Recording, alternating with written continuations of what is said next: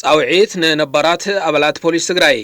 ኣብ እዋን መኸተ አንጻር ጽንተት ትግራይ ዘይተሰለፉን ብሔራዊ ሓላፍነት ዘይተዋጽኡን ተባሂሎም ናብ ስራሕ ከይተመለሱ ጸንሑ ነባራት አባላት ፖሊስ ትግራይ ሕዚ ዘለዎ ጭቡጥ ዓቕሚ ንምፍላጥ ኣብ ከይዲ ስልጠና ተመዚኖም ዳግም ናብ ስራሕ ክዋፈሩ ግዚያዊ ምሕዳር ትግራይ ወሲኑ ስለ ዘሎ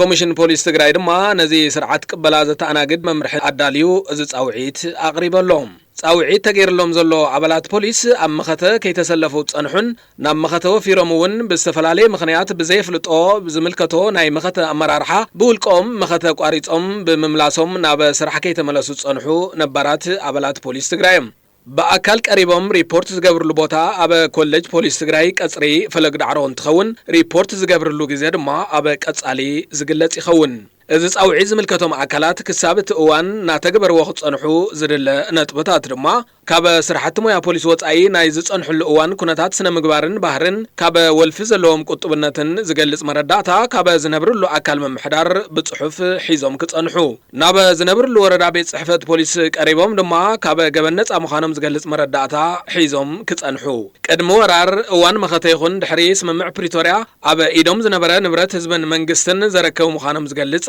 ክሪላንስ ብጽሑፍ ሒዞም ክጸንሑ ተጽቢት ይግበረሎም ነዚ ኣማሊኦም ኣብ ማእኸል መሰልጠኒ ፖሊስ ትግራይ ኣትዮም ካብ ሓደ ወርሒ ዘይንእስ ናይ ተሃድሶ ስልጠና ተዋሂብዎም ዝዛዘሙ ጥራሕ ናብ ስራሕ ከም ዝዋፈሩ እቲ ኮሚሽን ገሊጹ ኣሎ